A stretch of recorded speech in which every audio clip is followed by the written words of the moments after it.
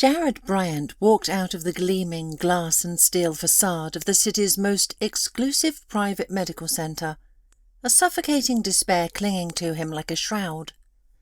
How could this be happening? Why her?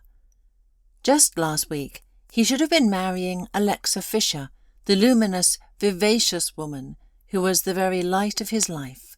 Instead, Alexa had been struck down by a sudden, bewildering illness, one so severe it had landed her in this gilded cage of a clinic, a place of hushed efficiency and exorbitant fees. He had poured staggering sums into the clinic's account, a torrent of money meant to buy health, but Alexa's condition stubbornly refused to yield, her vibrancy dimming day by agonizing day. Where else could he turn? Who else could he beg for help? He thought, a dull ache blooming in his chest as he stared at the cracked pavement beneath his expensive leather shoes. Suddenly, a small pair of feet, clad in scuffed, brightly coloured children's sneakers, appeared beside his own. He lifted his gaze, his eyes still clouded with worry, and saw a wisp of a girl, no older than 9, standing beside him. She looked like she'd been living rough, her clothes smudged, but her posture was surprisingly direct. "Mister," she piped up, her voice surprisingly clear, "could you spare some change for bread? I'll pray to the heavens for you, I promise." Her eyes, a startling, deep sapphire blue, held his gaze, ancient and piercing, like 2 drops of twilight sky. Jared stopped, a jolt running through him. He pulled a crisp $50 bill from his wallet. "Here," he said, his voice husky, "and yes, please pray. But not for me. Pray for my fiancée, Alexa." "Alexa," the girl echoed, her sapphire eyes darkening further as if mirroring a distant storm. "Is she sick?" "Yes," Jared sighed, the word heavy with sorrow. "It's been a month now. The doctors can't pinpoint a diagnosis, no matter what they try to do to support her. She just keeps fading, like a candle flickering out." His voice cracked, a raw edge of despair seeping through. "But she's so young, so full of life, so please, pray that the doctors finally find the right medication, or I swear I'll go mad." The girl took the bill. Then, to Jared's astonishment, she spoke again, her childlike voice carrying an unsettling weight. "I'll pray, of course. My grandma taught me to pray for everyone, the good and the bad. But for the sickness your fiancé has, there are no medicines." "What do you mean, no medicines?" Jared exclaimed, a bewildered frown creasing his brow. "I'm a businessman myself. I deal in pharmaceutical supplies. I can get anything from anywhere, if I just know what it is." "It won't help," the girl declared, waving her small hand dismissively, her certainty absolute. "Her soul is aching, rotting from the inside out. Medicines can't fix that."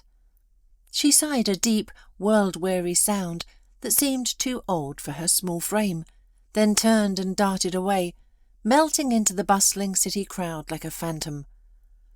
"Wait, where are you going?" The bewildered businessman tried to ask more questions, but she was gone, leaving him standing there utterly alone and more confused than ever. "She's a quick one, and what on earth could she possibly mean? Her soul is aching?" Jared had met Alexa under the strangest of circumstances. She had flagged down his sleek obsidian black luxury sedan at the entrance to town, her hand a delicate beacon, asking for a ride to the downtown district. Normally he barely registered the hitchhikers on the roadside, a blur of faces in his peripheral vision. Lost in her captivating presence, Jared knew instantly he couldn't drive past. And on the way, he discovered that she was not only stunning, but also remarkably intelligent, and an utterly fascinating conversationalist. She told him a hilarious, if slightly shocking, story about a weekend trip with college friends to a summer house in the forest. They'd gotten wildly drunk and, as she delicately put it, engaged in some rather spirited activities with a group of local guys. Alexa, unwilling to participate in the debauchery, had simply decided to escape, hailing the first car she saw, his. Jared chuckled heartily at her tale. "Seriously? You mean you didn't know your classmates were prone to such escapades?" "Well, imagine that. I didn't," Alexa said, her smile as dazzling and pure as fresh snow, a stark contrast to the bawdy story. "At the university everyone presents themselves so differently. I would never have guessed that the moment their parents left the country, they'd completely unravel, like threads coming loose from a tightly woven tapestry." "And what are you studying?" he asked, intrigued. "Psychology," she replied, a thoughtful frown creasing her brow. "Now, I'm not even sure if I chose the right profession, especially if my future colleagues are such thrill-seekers." "Oh, I wouldn't go that far," Jared said, a little relieved by her earnestness. "I think they just wanted to let loose, being young and all." "So, you think that kind of behaviour is normal?" Alexa retorted, her full lips already perfectly sculpted, pouting in indignation. "Oh, no, not at all." Jared quickly corrected himself, a slight blush rising in his cheeks. "I certainly wouldn't want to meet a woman with that kind of history." He glanced at his passenger, whose delicate eyebrows were now furrowed in concentration, and a thought surfaced. "She's so earnest, so serious. That's rare among young people these days." They then spoke of music, of art, of architecture, and Jared became utterly convinced that this woman was, as the saying goes, his other half. Intelligent, broadly cultivated, strikingly beautiful, and subtly perfumed with some intoxicating ethereal scent, she captured his heart in a matter of minutes. When he dropped her off in the bustling city centre, she scribbled her phone number on a tiny scrap of paper. The next time Jared had to negotiate with a notoriously difficult group of suppliers, he decided on a whim to bring her along. He knew that attractive women on a negotiation team could work a subtle magic on male counterparts, subtly disarming them.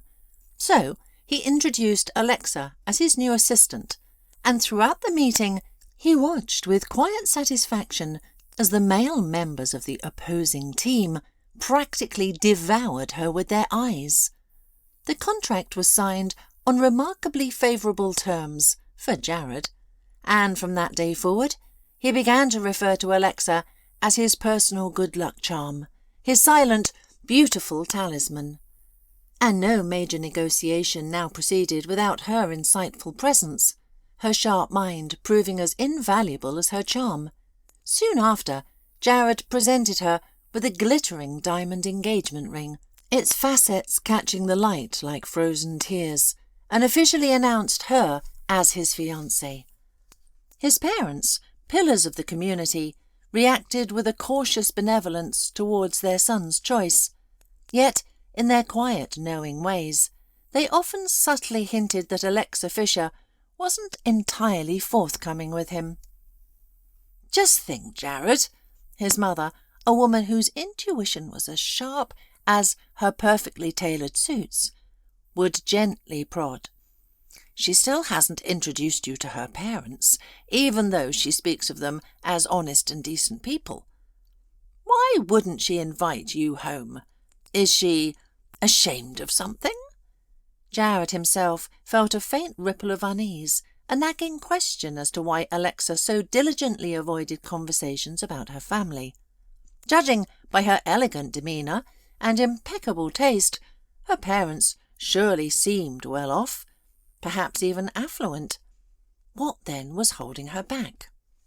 Less than 2 weeks before their meticulously planned autumn wedding, the unthinkable happened. Alexa, unexpectedly collapsed, falling unconscious right in the middle of a high-stakes business meeting. From that moment on, she couldn't regain her strength. Jared immediately rushed her to a premier private clinic, securing the most opulent VIP suite available, sparing no expense. He even made a significant charitable donation to the hospital, hoping to buy some extra goodwill, some hidden advantage. But the head physician, Dr. Alan Cruz, a renowned specialist who took on Alexa's case, could only offer a helpless shrug, his expression a mix of bewilderment and frustration. "Muscle weakness of unknown etiology," he murmured, using the sterile language of diagnosis. "There's nothing we can do, Mr. Bryant. We've exhausted every conventional avenue." For several bewildering weeks, Jared was told that their VIP patient was subjected to the most cutting-edge diagnostic procedures, the most expensive laboratory analyses, yet not a single physiological anomaly could be detected. Alexa, meanwhile, was literally fading before his eyes. Dark, bruise-like circles bloomed beneath her lower eyelids. Her chin and cheekbones sharpened unnaturally, and her once sculpted cheeks hollowed out, making her look frail and ancient, like a withered flower. Jared was beside himself, his usual composure shattered by a raw, unadulterated fear. And most perplexing of all, every attempt he made to inform her parents of her grave illness was met with a weak but firm refusal. "Please, Jared, don't needlessly worry them," she'd whisper, her voice thin as spun sugar.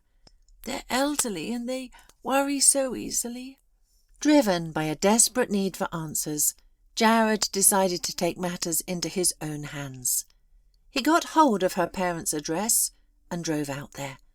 A faded suburban street he never imagined she'd call home.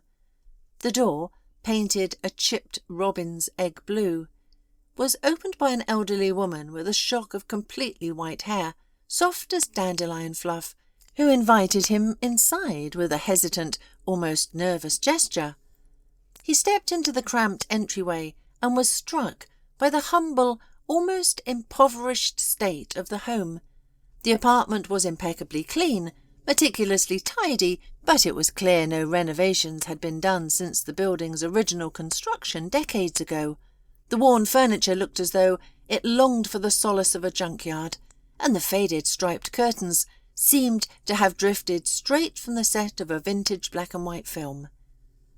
"Hello," Jared began uncertainly, his voice feeling strangely loud in the quiet space, addressing both the elderly woman and a similarly white-haired gentleman who had appeared beside her.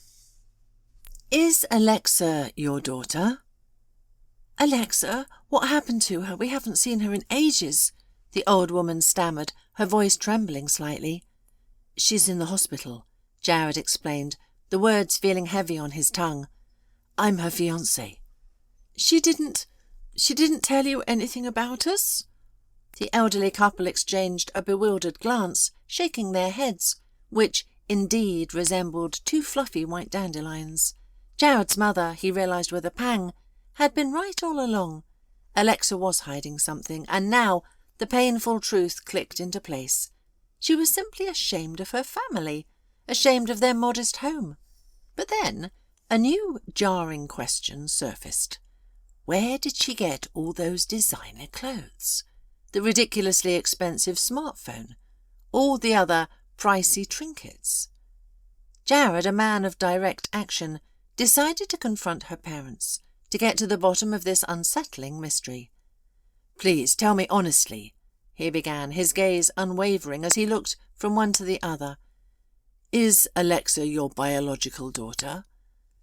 The woman looked helplessly at her husband, then back at Jared, and tears, slow and heavy, began to track paths down her wrinkled cheeks. "Is she not our own, even if we took her from the orphanage when she was 3 years old?" she whispered, her voice thick with emotion. Some woman brought her to the gates and simply abandoned her there. She was only 6 months old. It was a miracle the guard even noticed the tiny bundle in the snow, or she would have frozen to death. There was no note, no documents. Nobody knew where she came from or whose she was. My wife, Adeline, and I, the elderly man, a gentle soul named Forrest, chimed in, his voice raspy with age, and he looked at his wife, a deep, abiding love in his eyes. We have lived without children for so long, and what joy is there in a home without a child's laughter? So we decided to adopt the little one. We both worked at school, and we tried our best to raise our little Alexa right. She took language lessons, went to art classes, and even learned ballroom dancing. Her recital costumes were so expensive, but we bought her everything. We never spared any expense on her upbringing. But when she grew up, Adeline continued, a fresh wave of tears, it was as if something bit her. She started to reproach us, saying, "Why did you adopt me? You spend so much money on me. You should have fixed up the apartment instead. I'm ashamed to invite my friends over. She's always threatened to move out, to get her own place, and we hardly saw her lately, always busy with business affairs." "So, she found a fiancé, did she?" Forrest added, his gaze troubled. Jared listened to the elderly woman, then the man, in complete bewilderment, his mind reeling. Was all this truly about her? His beloved Alexa?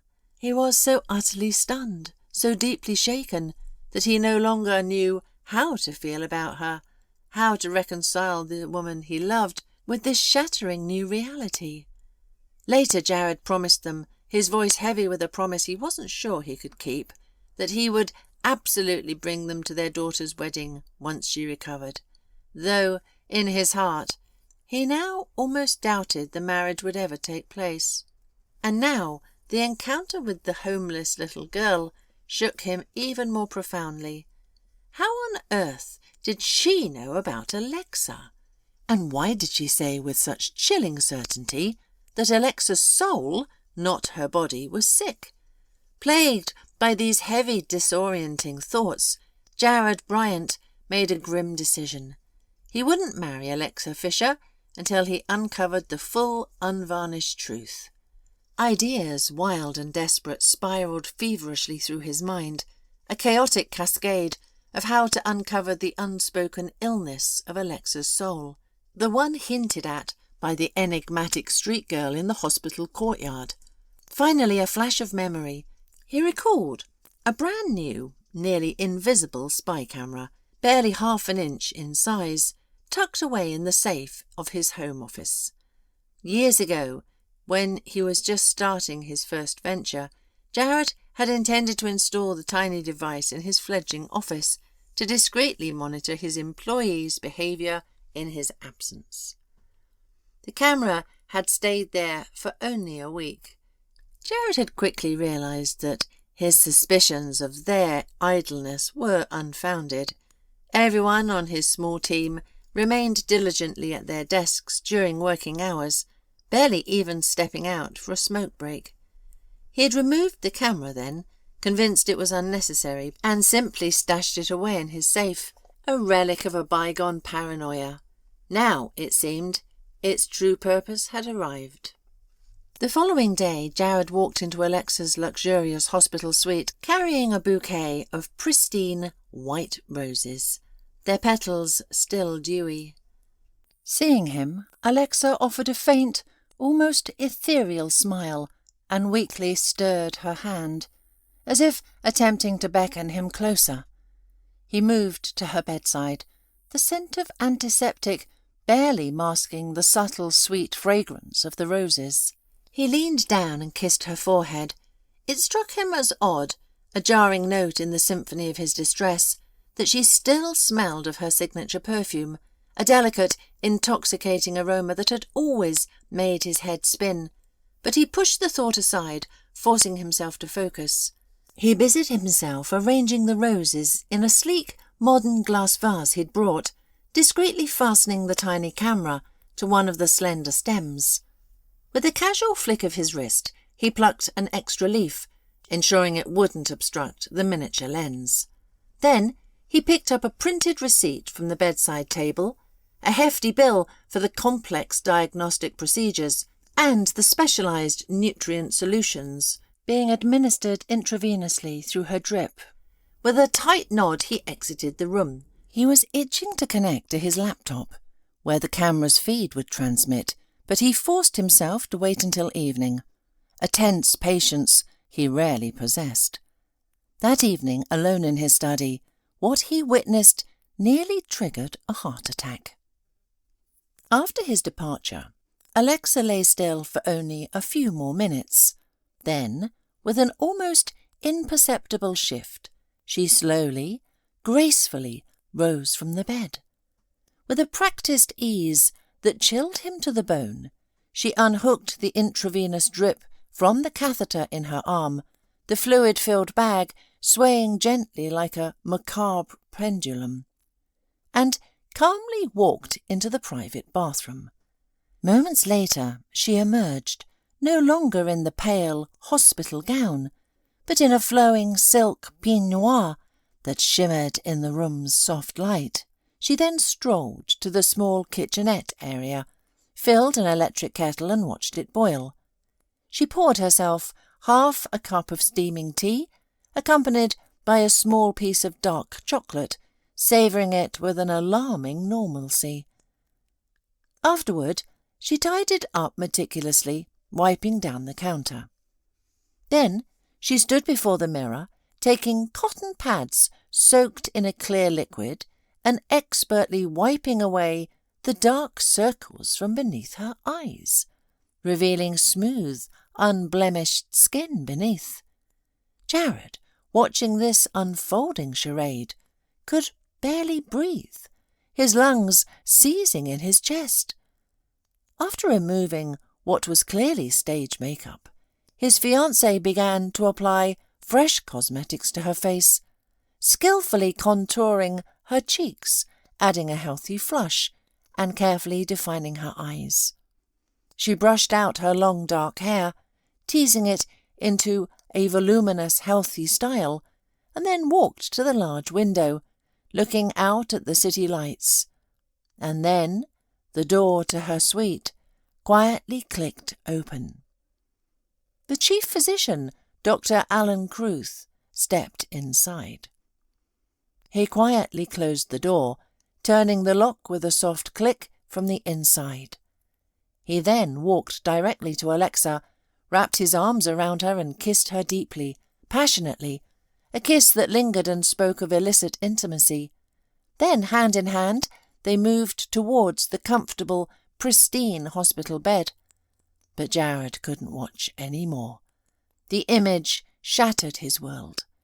He tore his gaze from the screen, covering his face with trembling hands, and burst into racking sobs. "Alexa! Alexa, how could you?" He didn't remember how much time passed, only the raw, burning pain in his chest. It must have been deep into the night when he, staggering with a sudden overwhelming weakness, stumbled into his garage. "I'll kill them both," he muttered, the words raw and guttural, as he sped through the deserted streets, his black sedan a predator's shadow, heading toward the medical centre. The security guard at the hospital gate, seeing the late-night visitor, initially hesitated, his expression one of weary reluctance. But a crisp $100 bill pressed into his palm did its silent work, and the barrier slowly lifted. Jared roared into the hospital courtyard. Lights still glowed in Alexa's window, a beacon of betrayal. He had an insane urge to hurl a stone through it, but he managed barely to restrain himself. Climbing the stairs to the second floor, Jared quietly tapped on the door to her suite. "Come in," a surprised female voice, unmistakably Alexa's, called out. As he entered, she dropped the book she was holding, her face blanching, her eyes widening with a look he'd never seen before, a flicker of pure, unadulterated terror. "Feeling better, my love?" he asked, his voice a strained whisper, doing his utmost to betray no hint of the seething rage within him. "Yes, Jared," she replied softly, her voice still a little breathless. "I actually felt a strange sense of relief today." "So, all that expensive treatment isn't in vain, then?" he pressed, his gaze piercing, betraying nothing. "It seems not," she agreed, her brows furrowed slightly, still not understanding the dangerous undercurrent of his questions. "Then we'll be getting married very soon, won't we?" he said, stepping closer. "Jared, darling, a wedding is such an exhausting affair, and I'm still terribly weak." Alexa tried to demur, her voice shaking on a familiar feigned fragility, but he wasn't listening.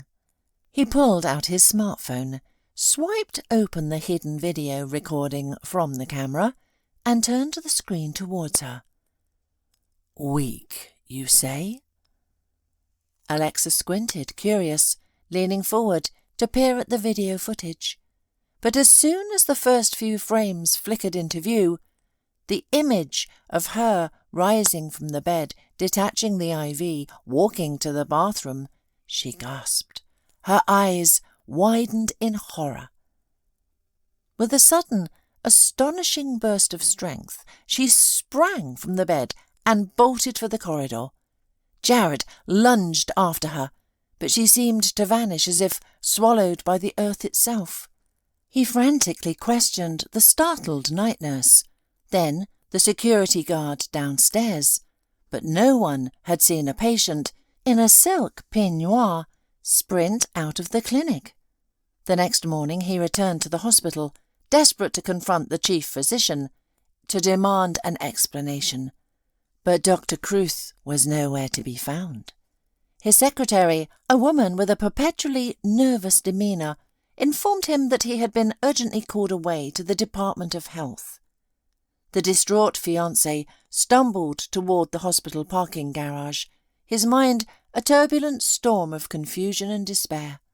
Suddenly, a familiar high-pitched child's voice cut through the hum of traffic and his own spiralling thoughts. "Mum, could you spare some change for bread? I'll pray for you." He spun around and saw just a few feet away the same street girl. This time, Jared resolved he wouldn't let her slip away. He quietly approached from behind, gently placing his hands on her small shoulders. The girl turned, and to his surprise, didn't try to pull away. Instead, she broke into a wide, disarming grin. "Oh, hi, kind mister. You came back? Were you visiting Alexa again?" Jared merely nodded, a silent acknowledgement of his torment. "So, she's still not better? I even lit a candle for her health," the girl murmured, her brow furrowed with concern. "You really are something special, aren't you?" Jared praised her, his voice rough with emotion, looking into her startlingly deep sapphire eyes. "Could you tell me how you know all about her?" "I don't know anything," the little girl tried to protest, her eyes flitting away. "Oh, but you do," Jared pressed gently. "You said her soul was sick, and it turns out you were right." "Really? How did you find that out?" A flicker of pure, unadulterated curiosity lit up the girl's eyes, momentarily eclipsing the street-wise caution. "Well, how about this? You tell me about Alexa first, and then I'll tell you what I learned. Maybe we can even get to know each other. I'm Jared." "And I'm Ivy," the girl replied, pointing to an empty bench in the hospital's small manicured garden. "Maybe we should sit over there." They settled onto the weathered wooden bench, and Ivy began to speak, her story unfolding with the disarming directness of a child, yet carrying the weight of a painful history. "Alexa, she's my mum's twin sister," Ivy began, her voice soft but clear, like a pebble dropping into still water. "Only Mum never knew about her before. She thought she was the only one my Grandma and Grandpa had. You know, just Mum and the folks. But then Grandma and Grandpa, they passed away, and it was just Mum and me. Dad left us when I was 5. "Wait," Jared interrupted, a jolt of surprise. "You have a mother?" "Oh, yeah," Ivy said, as if it were the most obvious thing in the world. "She works as a cleaner all day, you know, to pay for the shelter." "You live in a shelter?" Jared asked, picturing the grimy, overcrowded places he had sometimes seen on the news. "I don't know. Mum just calls it the shelter." Ivy shrugged, her small shoulders rising and falling. "We used to have an apartment. Mum worked as a nurse and I went to kindergarten. Then Alexa showed up.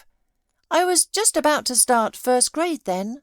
I was sitting with my book, minding my own business," Ivy continued, her gaze distant, recalling the moment. "I heard the window open and some noise. I went to look, and there was this strange lady standing there, looking exactly like my mum. But she was dressed differently, and her hair was all fancy. I asked her, 'Who are you and how did you get in here?' And she laughed.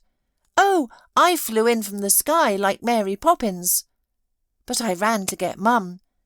Alexa came after me, and as soon as Mum saw her, she just said, 'Hi, sis.' And Mum, she just collapsed, like all the air went out of her." Ivy paused, her eyes wide. "Then Alexa told her that when they were babies, some crazy lady stole her from the stroller and took her far, far away on a train. And then, she said, the crazy lady got tired of her, like a toy, and dumped her at an orphanage. That's what my adoptive parents told me," Alexa said. "And Mum asked her, 'How did you find me?' And Alexa said, 'Oh, just by chance. I saw you at the grocery store and followed you.' And Mum asked her why she didn't just come through the door like a normal person. And Alexa said, 'Coming through the door isn't interesting. I'm not normal.' She just kept saying all these wild things until Mum started to cry. But Mum still invited her to live with us, saying she was poor and unhappy, and her parents had abandoned her. Even though she looked rich, not like Mum at all," Ivy added, her voice holding a hint of childish resentment. Jared listened, holding his breath, the incredible story unfolding before him. It sounded unbelievable, like something from a movie. But what he now knew about Alexa, the deception he had just witnessed, was enough to make him believe every word the little girl was saying. "Truth be told, Alexa barely lived with us," Ivy continued. "She just crashed sometimes. She said she had a lot of work, but she never said where she worked. Then one day she bought Mum a vacation voucher. She said, 'Here, you can take your kid to the ocean at least once.' And Mum cried," Ivy said, her voice softening. "She asked Alexa, 'Why are you spoiling us like this, Alexa?' But Alexa didn't listen to a word. So we went to Thailand. I didn't really like it there, to be honest. So many people, and the ocean was cold, and it rained. But when we came back," Ivy's voice dropped, barely a whisper, "when we came back, other people were living in our apartment." "What?" Jared gasped, his mind struggling to process this new betrayal. She sold it?" "Probably," Ivy said, her small face grim. "Alexa copied the ID and then forged it. Then she dressed up in Mum's clothes and used that ID to sign all the papers. And that was it. The apartment wasn't ours anymore. Mum went everywhere trying to get it back, and everywhere they told her, hire a lawyer, sue, but we don't have any money. That's how we ended up homeless, Ivy finished, her voice flat. And our stuff? Nobody knows where any of it went. I told Mum once if I ever saw Alexa again, I'd hurt her. Ivy's hands clenched into tiny fists. But Mum said, don't take that sin on yourself. She reminded me how Grandpa used to pray, but I'd still throw a rock at her head. Mum worked so hard, so we could have everything, and Alexa, she just took it all. Tears streamed down Ivy's small face, a silent torrent of childhood sorrow and anger. Jared buried his face in his hands, a wave of sickening realization washing over him. How could he have been so blind? How had he gotten entangled with such a ruthless, heartless con artist? And where, in the sprawling concrete jungle of the city, could he ever begin to look for her now? A sudden, urgent thought flashed through his mind, bright and clear. Call the police. But first, he felt an undeniable pull to meet Ivy's mother. When Ivy led him to the worn-down, unassuming building that served as their temporary shelter, more of a communal living space, really, than a true home, Jared felt a strange urge to simply embrace the slender, weary woman who emerged. She was astonishingly similar to Alexa, as he had known her in the hospital, a ghostly echo of her fragile beauty. But Taylor's eyes were different. They held a deep, lingering sadness, yet were warm and kind, like a gentle fading autumn light.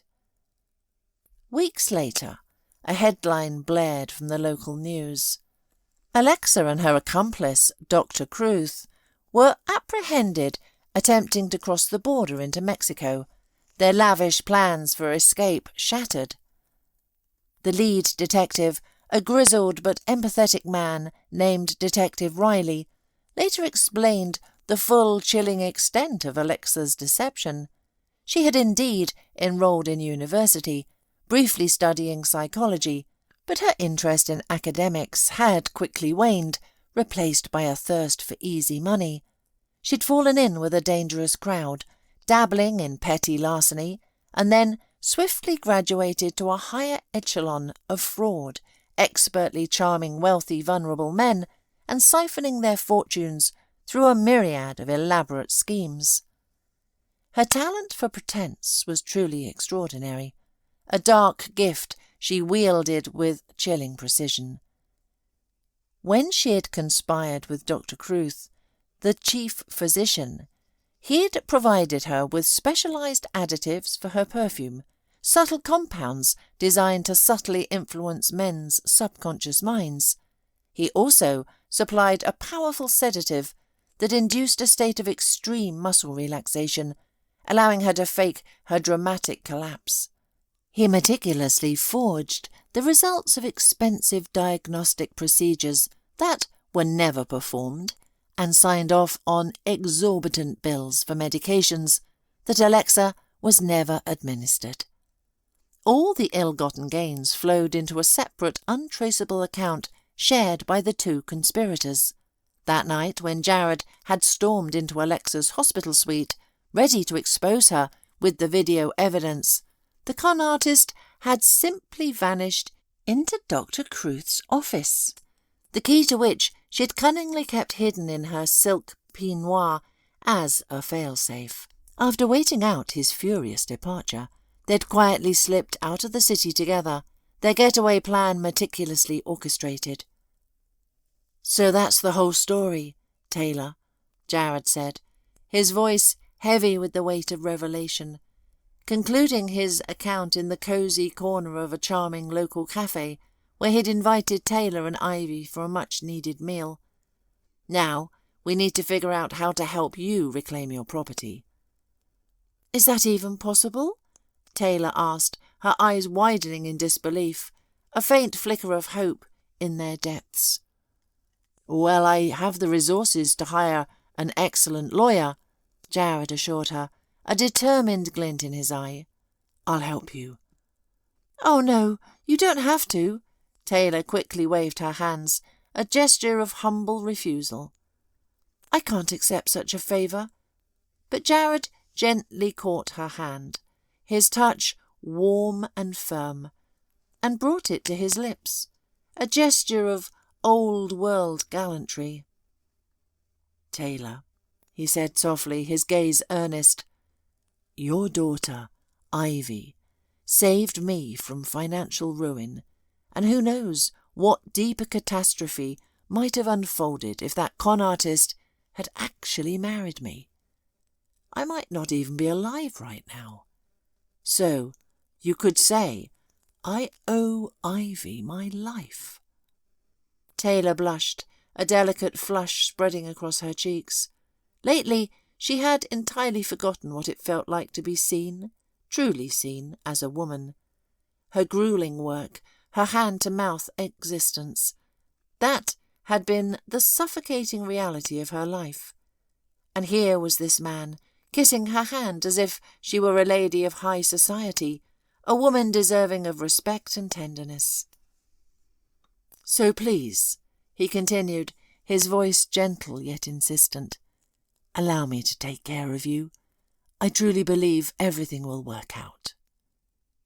With Jared's unwavering support, the astute lawyer he hired successfully argued Taylor's case, presenting irrefutable evidence that she had been out of the country when the fraudulent apartment sale took place, and before long the grateful mother and daughter joyfully returned to their rightful home, the familiar walls a balm to their weary souls. Jared helped Taylor secure a stable job at a newly opened diagnostic centre in the city. Then, one crisp autumn afternoon, he told her he wanted to introduce her to someone. She pulled up to a charming, older, 5-story brownstone building, its brick facade softened by climbing ivy, and Jared, ever the gentleman, gallantly offered her his hand. Please, he said, ushering her inside. Who lives here?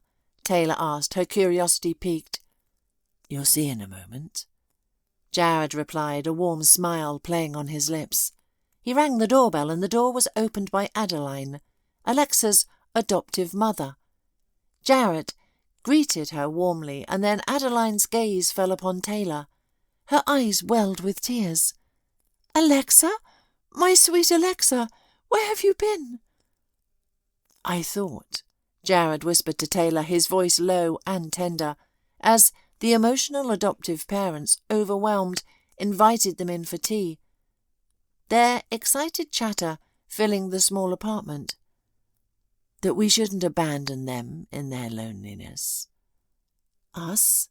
Taylor whispered back, her voice thick with emotion, a dawning realization blossoming in her heart. Yes, Jared confirmed, his gaze holding hers, brimming with a quiet certainty. I hope you can come to love me as much as I've come to love you. Ivy, meanwhile, was instantly smitten with her new grandparents. Of course, they weren't her biological family, but oh, how wonderful it was to have someone to visit, someone to bring smiles to.